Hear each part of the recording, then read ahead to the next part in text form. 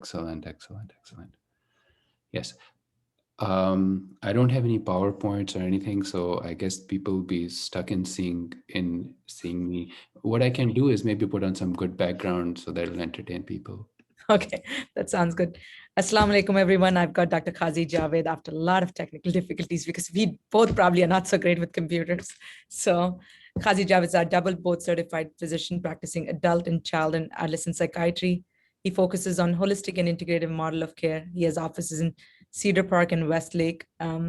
So thank you very much for you giving your generous time, Dr. Javed. This is going to be very helpful. And your topic for effect of video games, social media on mental health, that's going to be quite helpful. So thank you very much for doing this. And I'm going to let you talk and I'm going to mute myself and close my video. And then when we're ready, we'll take questions at the end. Okay, so like I said, please interrupt if something is going on and you need to. Yeah, and I also do this is I kind of take the questions. If people put their questions in the chat, I go back and ask them for them if they don't want to. So we can do that at the end of the talk. Okay. Thank you very much for having me here, and Jazakallah for all the work that you do in this, Dr. Khan.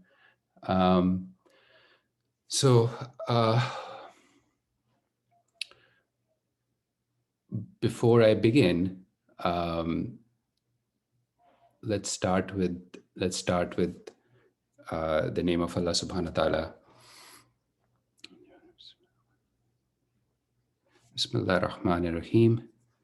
Rabbi shrah li sadri wa yassir li amri wahlul 'uqdatam min lisani yafqahu qawli. Allahumma salli ala Sayyidina Muhammad wa ala ali Sayyidina Muhammad wa barik wa sallim. So we're talking about a fairly important topic, and that is about the online social media. So the social media network systems and video games. This is a topic that is somewhat new to our generation, and by our generation I mean the older people, because we did not grow up in this, and our children have to grow up in this. And we have to be able to communicate with our children. We have to be able to understand what this is all about. We have to be able to understand the pitfalls of the online world, the advantages of the online world, and how to navigate this. One of the biggest things that I see in my practice, and I, like Dr. Khan said, I do child and adolescent psychiatry as well as adult psychiatry. And one of the things that I'm seeing quite a lot, which has been exacerbated and made worse by COVID, has been the online overuse. And there are several reasons to that as well. But what this talk I will try to focus on is very simple. I'll try to talk a little bit about the problems even before problems, I'll just define a little bit about what online media, etc. is. Then we can talk about the problems associated with it. We can talk about the benefits that are there. And then inshallah, maybe we can talk a little bit about how to address this and how to see this. So the point of this talk is not to give you an exhaustive or a complete idea of how to deal with this, but just to change the mindset a little bit so that if you find more information, you have a system in which to categorize it. So that is the system that you can also use when you find out more information. And that system is first, what is online media? So when you're talking to your children about it, you have to first figure out, what is it that I'm talking about? What is it that my child is engaged in?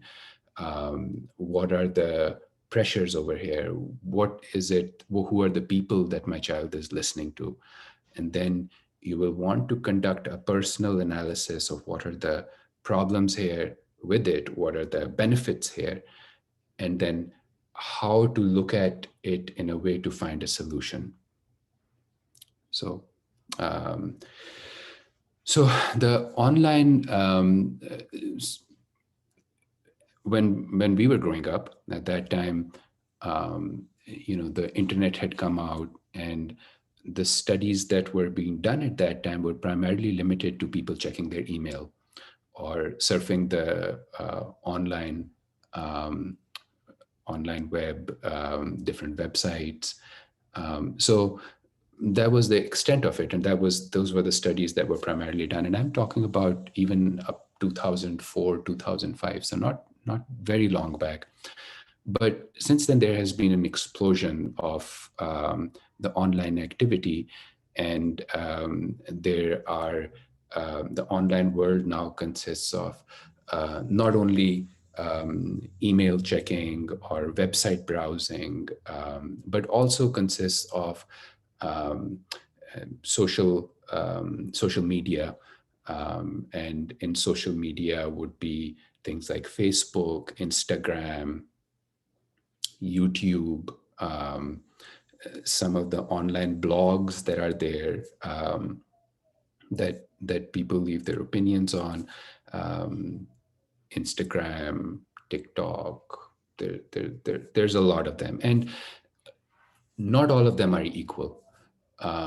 So there are pros and cons with each one of these different online portal, and for you to be able to identify what is the problem with your child in this, or what are the advantages that your child has because of this, or if you are a young adult, how you're navigating some of this. All of these are, you have to be very specific to what is it that we are talking about, because the solutions are different. So, and then of course there's like online video gaming, and then there's offline video gaming as well. So this is kind of a broad category of what is it that we are talking about. If there are any parents who do not know what I've talked about, who do not know what a blog is, or who do not know what a vlog or vlog is, or I don't know what's the correct way that people say it nowadays, but hopefully somebody can correct that for me. But if you,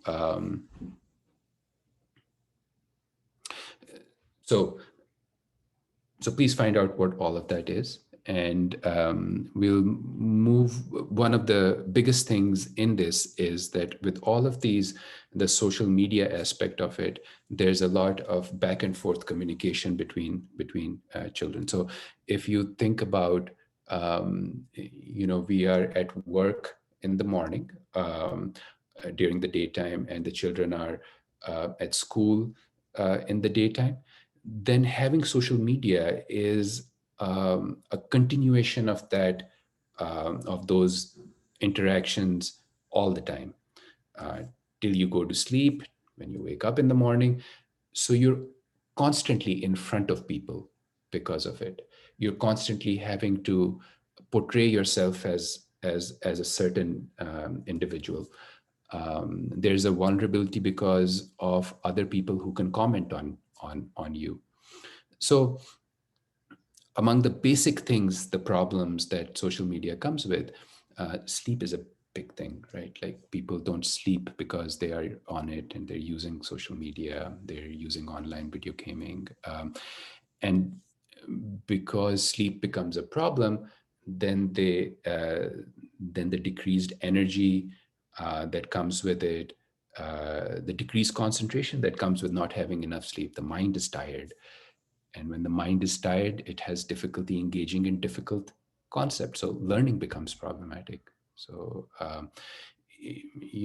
so even an hour of sleep loss, and this is something that is shown in teenagers, that even a little bit of sleep loss causes a big problem in mental health.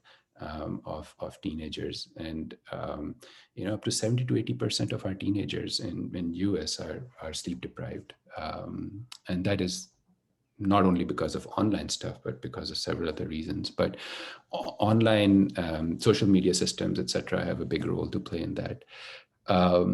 So because learning becomes difficult, there's an automatic decrease in performance that can happen sometimes with this. So academics start becoming problematic. The career goals, they start becoming problematic. Interpersonal relationships, they start going down. So there's less communication with family members, immediate nuclear family. There's less communication with them. So possibly because of this, there's a decrease in mood for people. There's a increase in anxiety for people. Anxiety about bad things happening in the real world, because now they don't have either the mental stamina to focus on it, or they don't have the energy to engage in extracurricular activities. They can all have an effect on the mental health.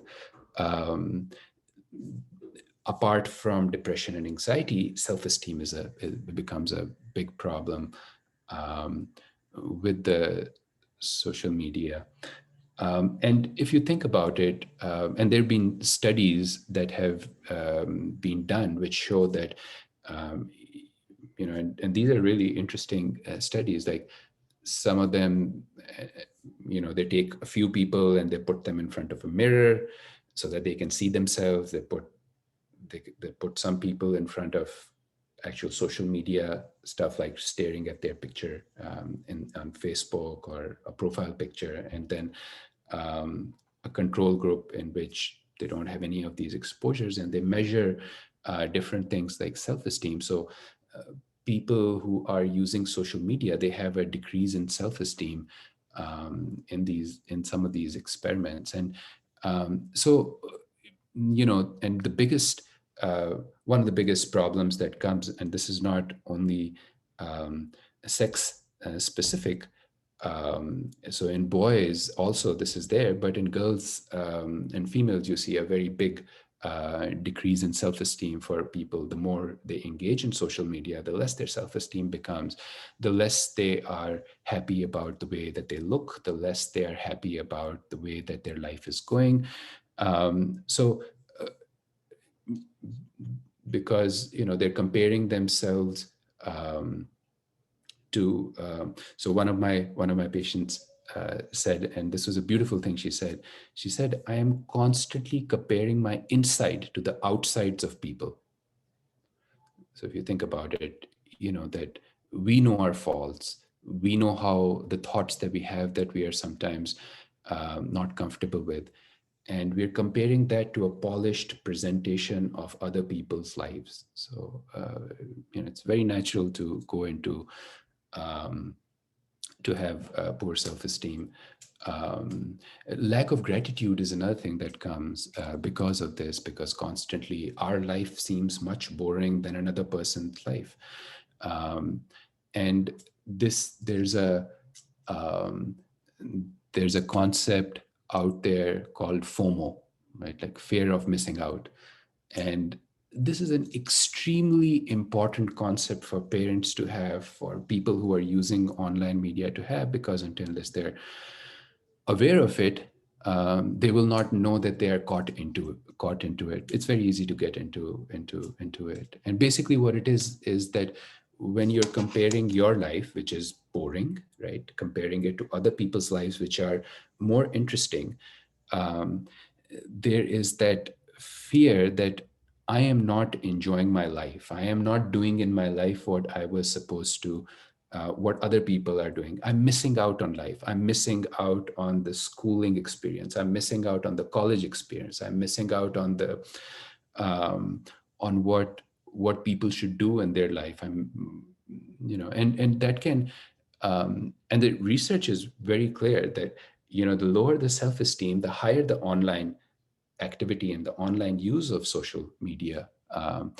And and and it becomes a trap, right? Like, the more the activity in social media, the less the self-esteem, the more the fear of missing out, the more the activity, the more all of these problems, and they compound, right? Like, one feeds the other. So unless we are aware of this, we won't be able to step out of it.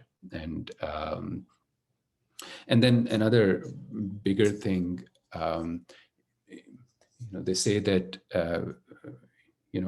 any one person's personality is about the average of 5 of the people that they most commonly hang out with, right? So think about it and I like to think about it for people who don't hang out with any people, right? Or who are not influenced by any people. Then they're influenced by their own thoughts and loneliness. But if you think about it, social media is a little bit like that. The messages that we get all the time are the ones that influence our personality.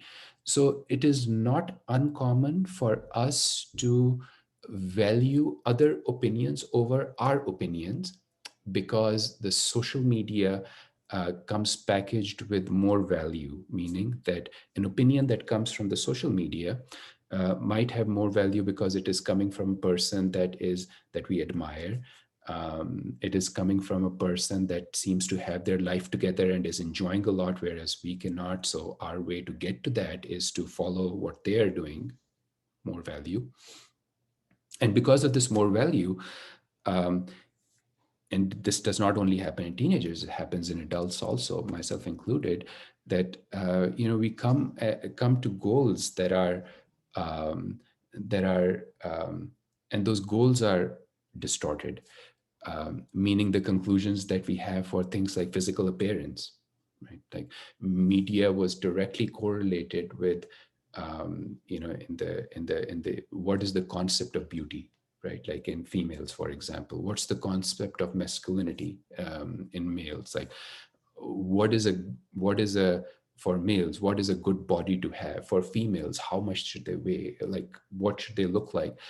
And then the problem with eating disorders that are associated with it. So the physical appearance, right? Like, that we reach wrong conclusions with that. And similarly, how much educational level we should have. Like, people who are depressed, or teenagers who are depressed, who cannot focus on academics, who have to, for the sake of their own self-esteem, have to say that academics are not important, and that's why I don't focus on it, rather than the academics being difficult because of other things. And these are the people who are the so-called the influencers of our own self, our own families. And so it's not very uncommon that I hear children who are like, what's the importance of studying?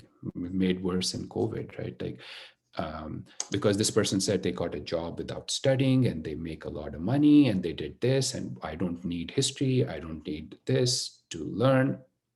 I just need to focus on, I'm going to go into computer graphics and things related to the computer.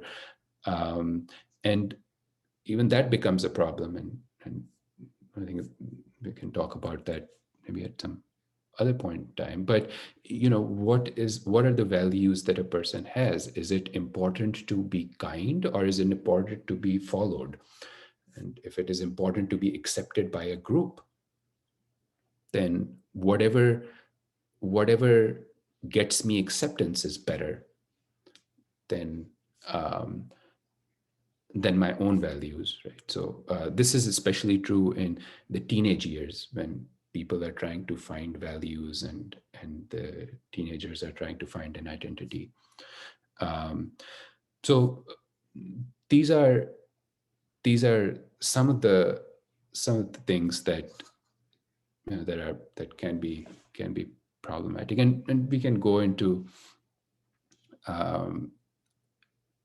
details of it. But you'll be able to probably, there's a lot of documentaries that have been made. There's a lot of YouTube videos. I would encourage you to educate yourself about this, about the dangers of the online and social media kind of stuff. But there's benefits to it also. It's a very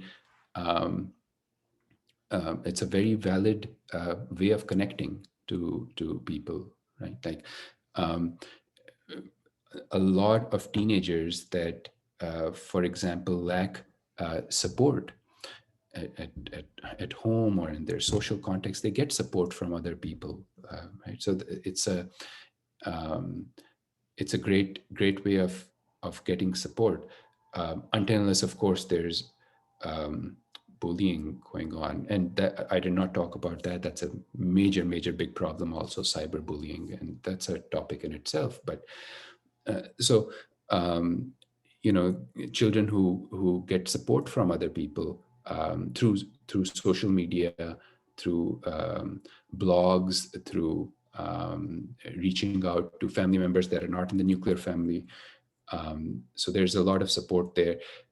There's a feeling of an online community, and you find this in sometimes children who have difficulty with social skills. And one other reason why in COVID, children needed to socialize, as did adults. So the social media use, the internet use, it really escalated during the COVID, as I said, myself included. None of us are immune to this, to the effects of the online world that we are living in. So that was one thing. This connection is a great thing for a lot of people who are, and this is another area, and this again came out in COVID as well. People who are unhappy in their family, whether those be children or whether those be a husband or a wife, or and they're unhappy in their family. That's how they're getting support. That's how they're connecting. That's how they are getting by in that family system. So that is one good part of social media and of online video gaming. So the other kind of a thing is that this can also, while it can be used in negative ways, it can be in positive ways for education. And health awareness is, for example, one thing that is definitely in the study. Like the health awareness is higher in some of the children, some of the teenagers that are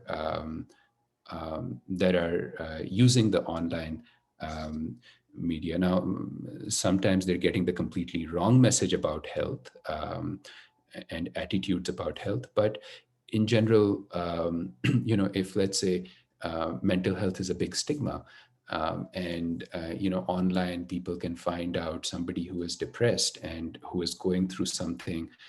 It's easier for another person who's depressed to come forth, to talk about their depression, to talk about their anxiety, to talk about their unhappiness.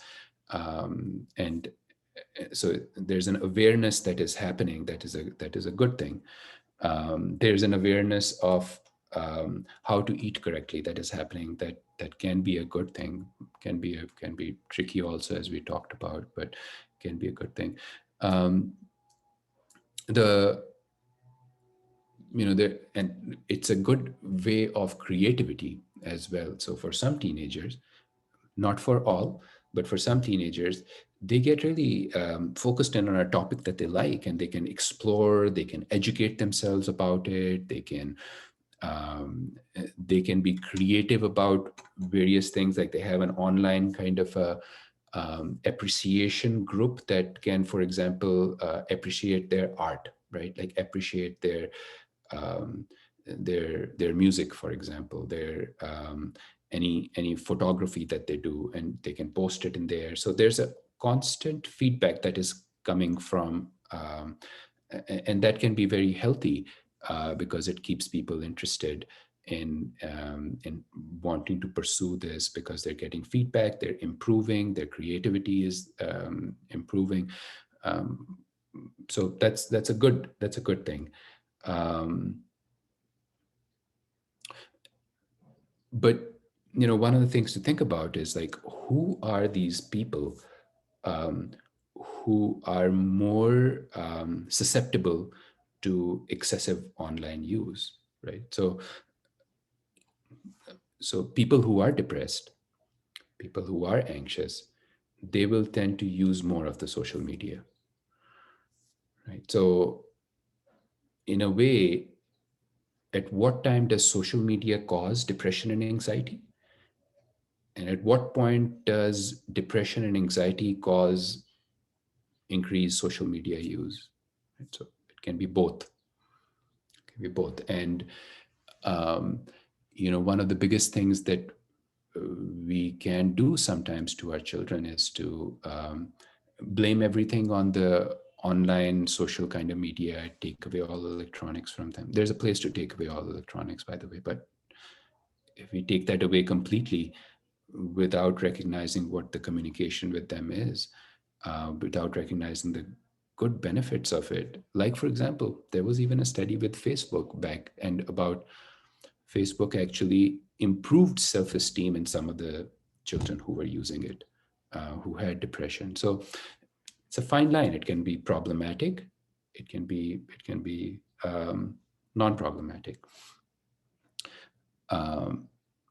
So there's that tendency that people who are depressed and anxious would use it.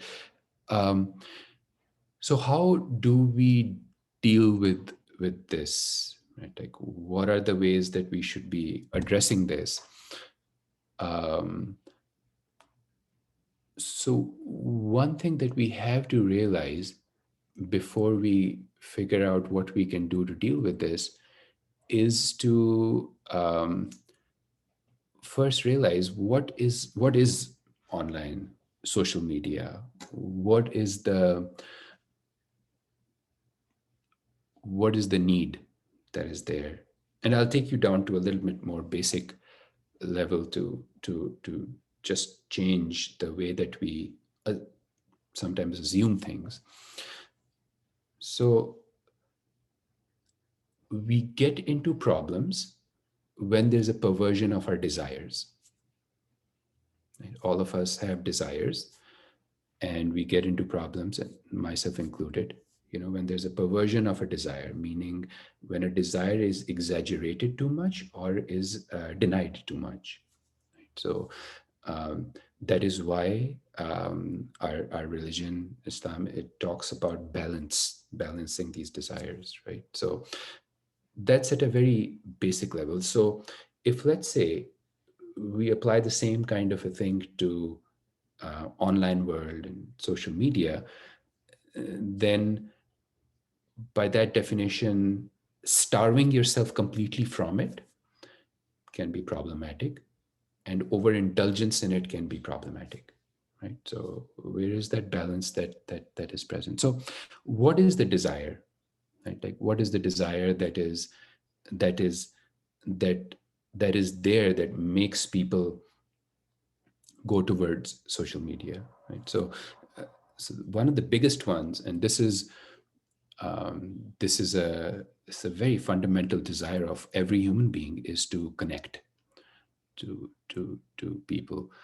And this need to connect is as basic as food, and so in a there, and this was back in the day, there was a study. I mean, infants, children who were just born, they would die if they were not held by someone. So in World War II, and some of our history, in which there have been a lot of orphans, in which there would be these children who were put in big wards, in which they would just be over there in a bed where they would be fed. And these were little babies that were born. May Allah save us from that. But there was not enough people to give human touch to them. They would get sick. They would die. And there are some very horrific videos even now online that show some of the footage over there in which children are just. So it's a very basic desire to connect, and it continues, right? And like within that desire to connect is like the desire to be seen. That I am seen for who I am. I am an individual that is recognized, that another person approves of. I am an individual that is liked, the desire to be liked, the desire to be, the desire to get love. Those are all connections, and there's a lot more that goes into connections. But that is the desire that is being propagated by social media. Another desire that is propagated by that is the desire for entertainment, right? And it's a once again it's a very common desire that us human beings have. The desire to be entertained by stories, the desire to be entertained by, we learn through stories. The Quran itself has stories in it, and we are attracted to things that entertain us, right? Like that provide us a little bit of a thrill. That desire is present, right? And so if you look at it, what is it to be entertained? So I don't know, maybe you guys have heard of dopamine, right? Dopamine is a neurotransmitter. And by neurotransmitter meaning it's in the brain, and it's called dopamine. And the word being doped or doped out comes from that same dopamine, because drugs can actually increase dopamine, right? Like there's a pleasure center in the brain, and that has dopamine that goes and influences it. So the amount of dopamine increase will make us more entertained, more happy. So and then there's a lot of people who have talked about dopamine being the only thing that matters in, and there are certain things that increase dopamine release. So a control over a stimulus increases dopamine release, right? Like if I have control over, like I'm watching a television, I'm changing channels, and that control itself will make the experience of whatever I'm watching more pleasurable. There used to be I don't know, from another part of my life, there was a saying. It went like, love is biologically equivalent to large amounts of chocolate because it releases dopamine, right? So you can translate all of that into small neurotransmitters, but so this dopamine thing was also used in some of these experiments. So what they did was that, by the way, another thing that increases dopamine is immediacy. So the quickness of getting a dopamine increase, the quicker the stimulus, the bigger the dopamine release. So things that happen without us waiting for them are more gratifying to us, or more, they give us more pleasure than things that we have to wait for. For example, and once again, please keep in mind the online and the discussion we were having about social media online, all of them have control in them. They have like that immediacy that is present. The immediate gratification culture is precisely that is the thing that is associated with these social media. So there was this psychiatrist, and what he did was that he planted electronic like electrodes like in the brain in this pleasure center area of monkeys, and the monkeys would sit down and they would be pressing a button, and every time they would press a button there would be this electrical current that would go into the pleasure center. Dopamine would be released and this monkey would feel happy, right? So this monkey would continue pressing that button, and he found that the monkey would continue pressing this button and the monkey would starve to death because that pleasure center was so much that he would just continue doing it till, and the immediacy of the pleasure was much more than having to eat food, satisfy that desire. So that led to the addiction hypothesis that people can be addicted. So but then after some time they did the same kind of an experiment, but this time what they did was they had these rats and they did the same thing with them. And the button, instead of putting them in a separate cage, they put them with multiple other rats in a big cage where there was a lot of food, there was a lot of other rats to play with, there were toys that the rats could play with, and none of the rats pressed that button, right? So that is one of the solutions to the online world, like the problem with the social networks, and that the more full your life is, the lesser will be the reliance on this pleasure-seeking behavior. So what do I mean by a full life? And it goes back to the same thing that people who are alone, who are depressed, who have a low self-esteem, they would use some of these online media more as it is. So the more full a person's life is, that means the more they have relationships that are in the real world. Those are protective. More communication with family, more communication, or being seen more, being liked more, being reassured that that the future is good, those are all things that would make a person stay away from over-reliance on some of these quick dopamine hits. They also found that during gaming or during social media use,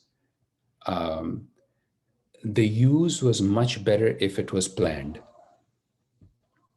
And like most desires, if there's a certain plan in place to contain them, then there's a better chance for them not to become problematic and perverted, like I was talking about. So how do you plan video games or online social media? And that would be by understanding what the benefits of this can be in your life, and then planning it around times in which that it does not disrupt other areas, and then keeping it time limited.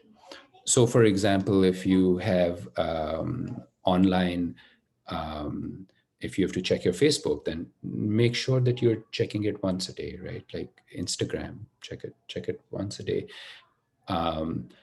And have that constant time and something that would stop that use.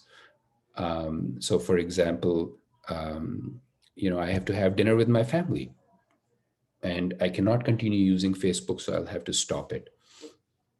And so having those boundaries around it and planning around it are same thing with video games, for example. The more there's a plan and a stop, the better it is.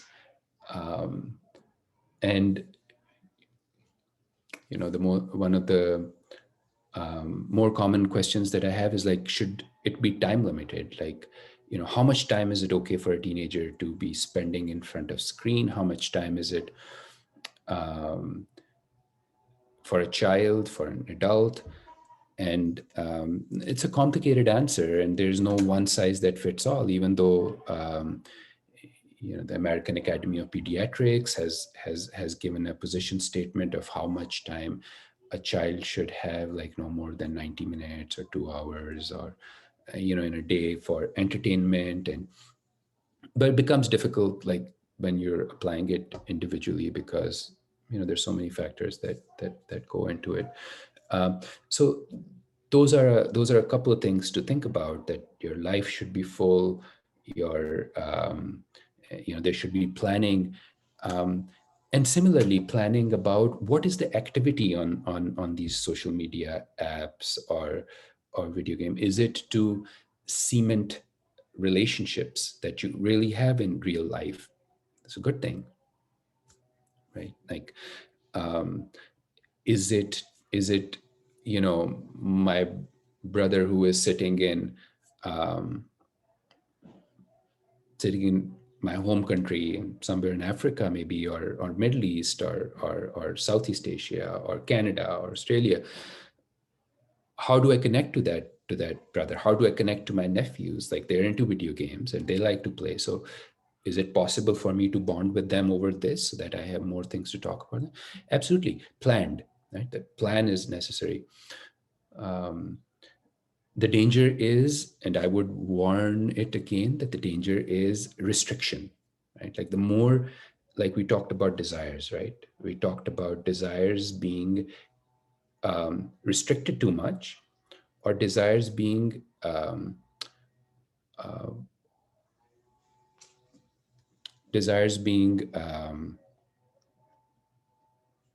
okay, or the desires being too much in nature, so that they start affecting our life. And if we think about eating, for example, eating too little is a short way that you're going to eat too much, right? So if you go without food, and sometimes you see it, people who are trying to lose weight, they would go without food for quite some time, and then they will not be able to stop themselves from going to the other way and binging too much or eating too much. Or that's why diets sometimes are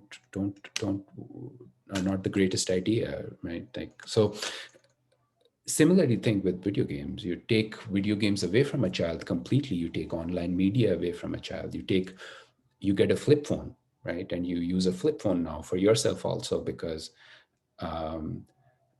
chances are that such drastic cutting out things is going to be related with a similar increase in some other way. So that's one thing you want to keep in mind, that you don't want to restrict completely. You want to find that middle road, right? Another thing that really matters about all of this is, am I going to be okay with online media, or will I possibly get into a problem, right? So that assessment is very necessary, and that's a self-assessment. And that self-assessment would be in which you can see whether are you depressed, are you anxious, are you lonely, are you in an unhappy family, are you do you not have interest, do you have learning problems, do you have academic problems, right? Like, if all those things are there, then chances are that if you start using the media, chances are you're going to overuse it, and it's going to be in control rather than you being in control. Great. So anyway, so that is one of the assessments that needs to be done. A, a very basic thing, human beings, we're just made like this, that our heart wants and then our mind plans to get that want, right? Like, so whatever we feel good with are the things that we will want to plan to get. That's why video games and online media become such a problem. If you are not feeling good, and if, let's say, with academics, I don't feel good, I don't learn, and with this I feel good, of course, I would want to engage more and more and more of it. And sometimes, and it's very, very common, actually. You get a person who is over relying on the social media or video games or other addictions as well, like drugs or alcohol, and you see them relying on it, and you talk to them and you say, what is the rationale? And there's no real rationale there, right? Like, it's the heart wanting it, and the mind then making up kind of reasons and ways to get it. So that leads us to another solution, right? Like, change your heart. Like, if you can change your heart, you will be able to change what your mind wants. And there's a hadith that I really, really like, and I've pulled it up over here. It's a hadith which goes something like, there are 4 kinds of hearts: a polished heart, as shiny as a radiant lamp; a sealed heart with a knot tied around it; a heart that is turned upside down; and a heart that is wrapped. 4 types of hearts, right? As for the polished heart, it is the heart of the believer, and its lamp is the light of faith. The sealed heart is the heart of an unbeliever. The heart that is turned upside down is the heart of a pure hypocrite, for he had knowledge, but he had denied it. As for the heart that is wrapped, it is the heart that contains both faith and hypocrisy. The parable of faith in this heart is the parable of the herb that is sustained by pure water, and the parable of the hypocrisy in it is the parable of an ulcer that thrives upon pus and blood. Whichever of the two is greater will dominate. So the herb over here is the goodness, right? So if we are able to change our heart, a lot of the things that we work with, also the things that we work towards, that we use our mind for, also change. And the very simple recipe for changing your heart, right? I mean, there's dua. You ask Allah subhanahu wa ta'ala to change your heart, and there's so many wonderful guides that we have in the community that and that can help. So I'll quote the 28th verse of Surah Kaf, which goes like, وَاصْبِرْ نَفْسَكَ مَعَ الَّذِينَ يَدْعُونَ رَبَّهُمْ بِالْغَدَاةِ وَالْعَشِيِّ يُرِيدُونَ وَجْهَهُ وَلَا تَعْدُ عَيْنَكَ عَنْهُمْ تُرِيدُ زِينَةَ الْحَيَاةِ الدُّنْيَا وَلَا تُطِعْ مَنْ أَغْفَلْنَا قَلْبَهُ عَنْ ذِكْرِنَا وَاتَّبَعَ هَوَاهُ وَكَانَ أَمْرُهُ فُرُطًا. This is translated as, keep yourself content with those who call upon their Lord morning and evening, seeking his pleasure, and do not let your eyes pass beyond them. Do you seek the pomp and glitter of the world? Do not follow him whose heart we have caused to be heedless of our remembrance, and who follows his desires, and whose attitude is of excess. I'd like you to think about this in the realm of online social media, the people that we follow, the ideas that we follow, the topics that we follow. It goes back to the people that we surround ourselves with. We surround ourselves with topics, healthy things that are good for our heart, that are good for our life. That will influence us in that way.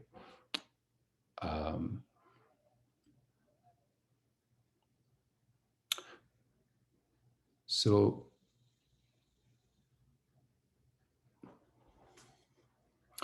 the topics that we surround ourselves with, and some of these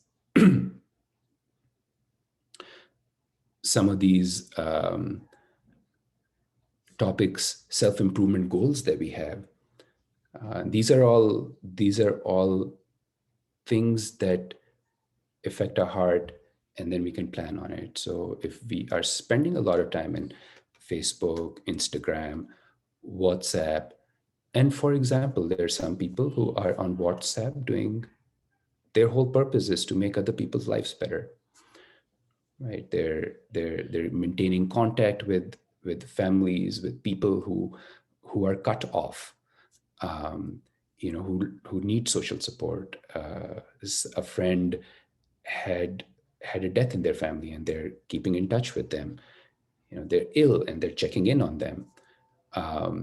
There are interest groups in Facebook, on all of these places, and if you have a good, healthy goal, you will want to, and that is the time that you spend, then it's a good thing. You're not depriving yourself. You are actually using that desire for a good way, because that desire is coming from a heart that is shining, right? So, and shining with faith. So, these are some of the ways that you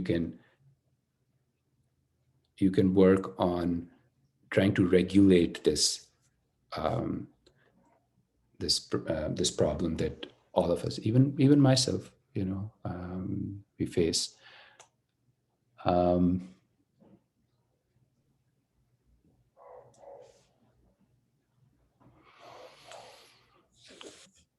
Dr. Javed, that's really amazing. Those are really good points you're talking about. Okay, good. I should stop talking now. No. I was just sort of trying to see if people have any questions and stuff. So if people have any questions they want to ask, please type them, or you can unmute yourself, I guess, and talk to us.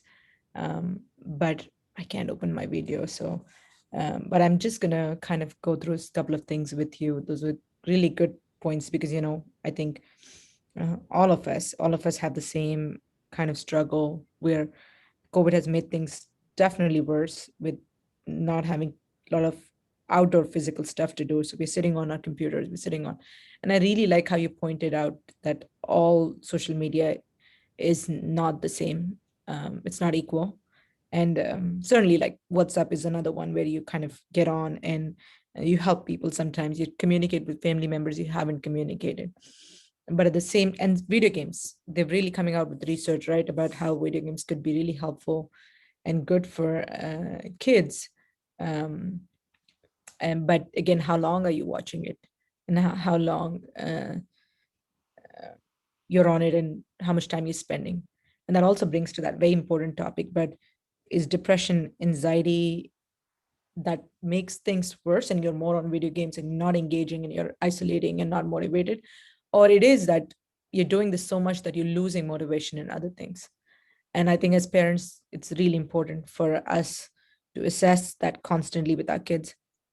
As a teenage, I have almost 2 teenagers at home, and it's interesting how I limit this social media. And I have one who is really active on it, and one who doesn't care much about it.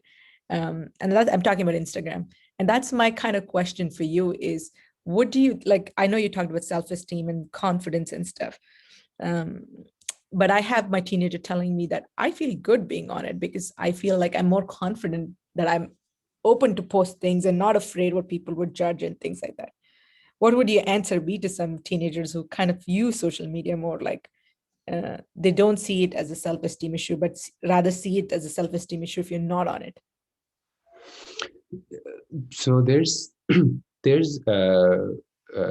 Instagram is like one of the problematic ones, though. Um, they did a research. They found that um, the the profile picture is directly correlated with a decreased self-esteem. So like when there are only pictures, that can be a problem. But you're absolutely right. I mean, they call it hyper personal communication. Teenagers call it, and that is that they put their best foot forward, meaning if they are communicating in a way in which they can project themselves to be the best version of themselves, and their values are solid, their heart is solid, and they are trying to put forward an image that is not influenced by um, not influenced by public opinion that is not controlled or modulated or part of a bigger ethical system, then it becomes it's a strength, definitely, in which people belong, they feel belonging, they feel that community. So I would say, the people that, let's say, in Instagram for your teenage daughter, they should be supplementing the relationships that are already there, right? And then there should be, we didn't talk about it much, but there should be absolutely no cyberbullying, right? Like there should be active rules around it. And there should be people who monitor around this, because parents don't know. And there are teenagers who hold grudges and they actively cyberbully. And a lot of times the victim can't even speak up.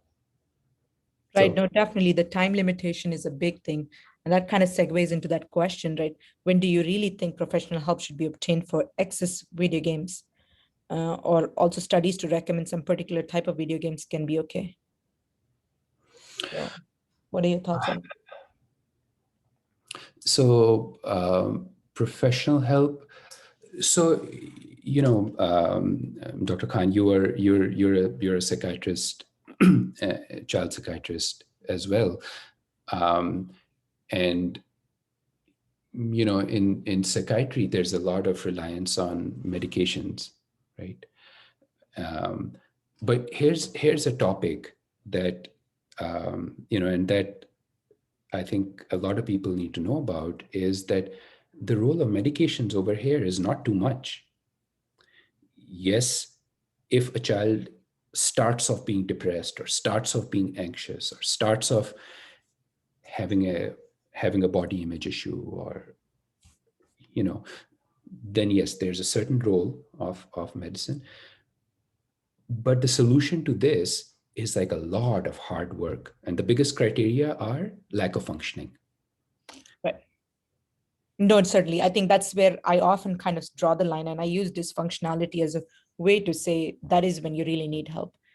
Is this, and I do not want to stereotype, but I tend to see a lot of boys having stuck on video games, playing hours of it, not wanting to get on, and girls on the other end, on the other kind of social media like TikTok, Instagram, making videos, spending tons of time on body image and focus on things. So I think certainly the answer to that professional help would be definitely level of functioning. Are we concerned that this is stopping them from, I really like that thing you brought up about how academics are difficult.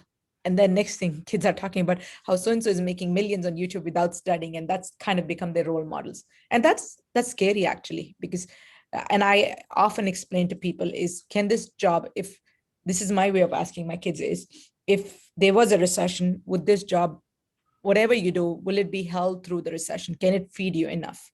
Of course, all of these extra stuff that you're doing, people are going to give up on that. They're going to go into basics of going to be a carpenter, going to be a plumber, going to be whatever you want to do, which serves basic purposes of human life. You will sustain your job. So really kind of more than academic achievements is how do we keep our kids understanding the real goals of life versus what the YouTubers or influencers. And honestly, there are enough documentaries online. There's I think it's Fake Famous, Social Dilemma. It really shows you how people think they're famous, but because they have 4 million followers doesn't mean they know everything or they are better in the world. So yeah, no, definitely there's a huge influence of all of these, because I get a lot of kids now saying, what do you want to be? I want to be a YouTuber. And then I have to go back and ask them, and do you know how many YouTubers it took to make that 1 million subscribers YouTuber versus how many of those, if you were an engineer or a doctor or lawyer or anything else, the kind of job security and the amount of work. So kids think it's very easy to become these things because it seems fun to be those things. So yeah, no, I guess you get those in the practice too, right? Absolutely. And, on the other hand, like YouTubers or Twitch gamers or some of these folks who have actually made it, right? And they're literally earning a lot of money through this. And then what is their life like, behind the scenes?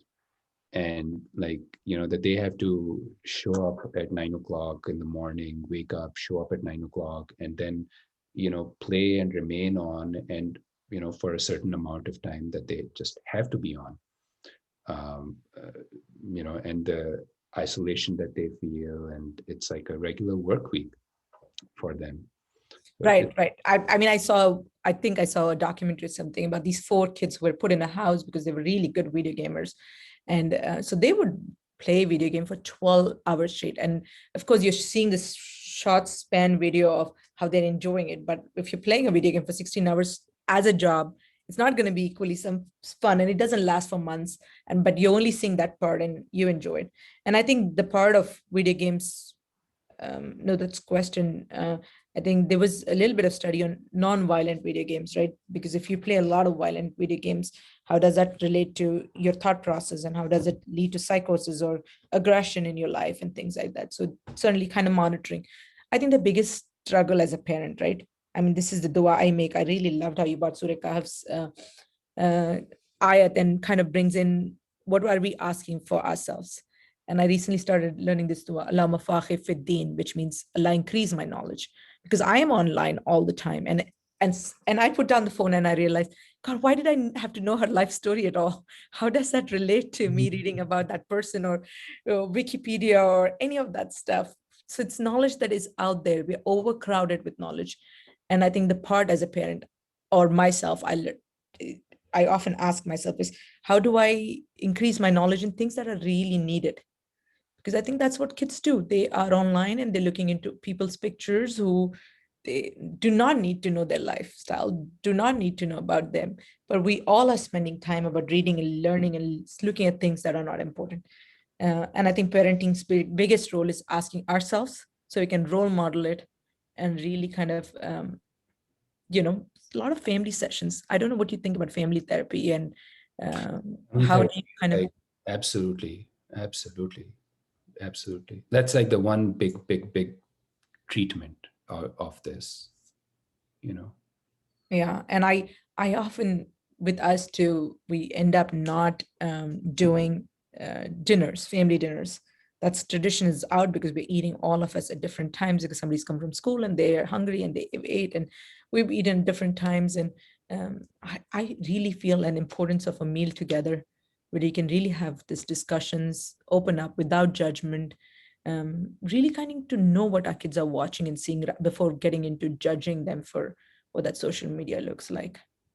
Absolutely. That's so well said. If you think about it, like the food that we eat, it makes our body, right? Like literally all the cells of our body, they change and they turn over, and it's the food that we're eating that makes it. So it's the thoughts that we are thinking that make up our mood, right? And all our thoughts come from our senses. They don't arise by themselves. It's like all these senses, we take in all this input, we shuffle that around and come up with new things. So the things that we see, the things that I hear, those are the things that are going to affect my thoughts. And if we don't plan what we want to see and what we want to hear, then basically our thoughts are a result of this out of control information thing that is going on, that Facebook algorithms are doing, or news, this. So we are thinking crisis thoughts because of, whatever the topic is. I mean, our whole system becomes very, very amped up, thinking these crisis thoughts about COVID, for example, the amount of fear that the vaccine fear. There's like so many things that are completely, our opinions are being made up by this out of control body of knowledge that influences our thoughts and emotions. It's scary. It's very scary. Definitely. And it also brings to us to this a very good question. I mean, as a parent, I see this too. Often our kids come back and say, so and so's parents so cool, they let them do this and this and this. And then that sort of resentment that kids develop towards parents about, I'm not allowed to do this because so and so is allowed to do this. Even more further, because I think for me, it's if my kids have seen, it's easier to kind of differentiate that from a non-Muslim community, because my kids say, okay, the non-Muslims do this and we do. But when it starts happening in your own Muslim community where other people have more privileges than what you provide, how do you handle that kind of behavior, or what do you say is a question? I think, and there's a couple of other questions also that I think the answer to them is pretty much the same as well. And just in my thoughts, in my opinion, so the thing that will determine our children's behaviors are our level of communication with them. Definitely. Our relationship with them. So, so for example, for us to have them sit down and watch the evils of social media, they might not even think about it. Like, it's not a lawyer game that we are trying to play with them. We're trying to educate them, right?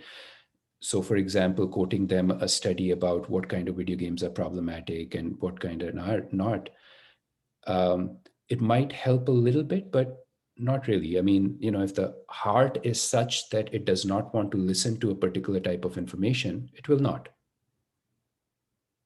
So how do you work on the heart of a person is like, how do you connect to them? How do you provide love to them? The desires that we talked about, right? Like, how do you provide them? They need to be seen, they need to be reassured, they need to be liked, they need to be connected, they need to be, if you provide all of that, then, some of these other things, they become less important. Does that answer? Yes. No, I totally agree with you. I love the idea of the profound thought. That is exactly where it is, right? All the time, instead of saying my kid is wrong, I also have to go back and assess as a parent is, what can I do different for my child? How can I be a different parent? Where is that miscommunication that, because I also feel that social media is basically fluff. We're missing out the depth of relationship. If we're just focusing on the fluff of, why is my kid spending so much of time in video games? It's like, why am I not spending so much of time with them? What are we doing on a level of, goes back again to that parenting and really kind of what you do as a parent, because, forever you make dua that Allah give us kids who are really obedient and stuff. But you got to also turn around and ask Allah, make me a better parent, because I have to work on myself too. Where is that missing factor? Can I take my kid for a walk together? Let's not play video. Can I take my kid to talk about what they watch on social media, what they love, instead of getting into very critical mode, right?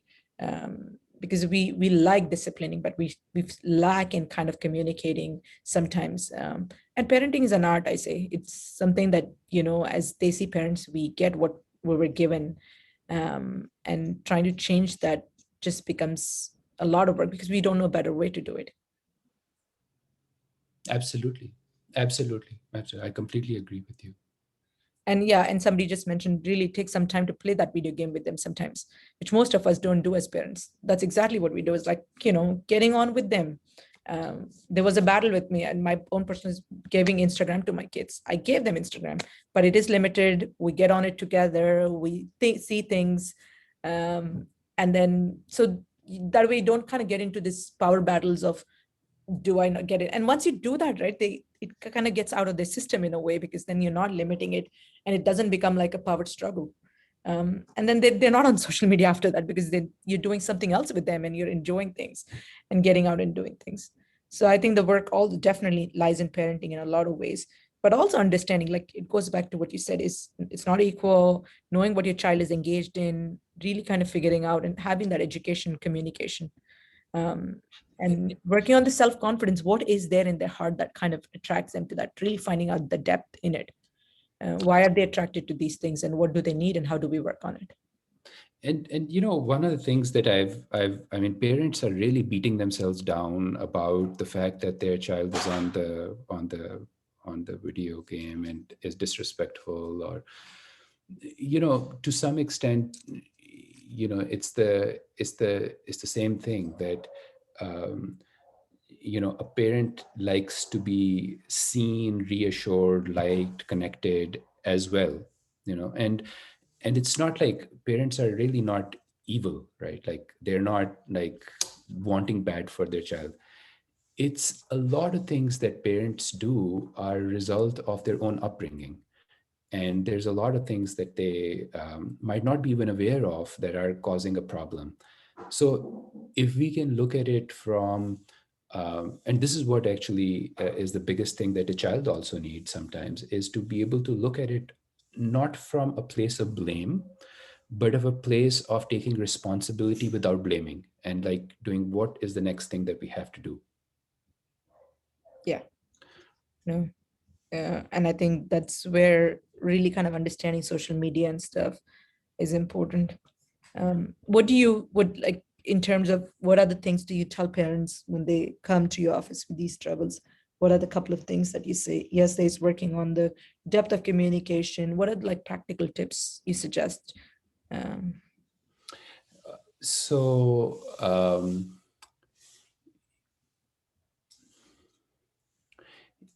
and sometimes it is necessary to pull out all video games, all online access, just to have that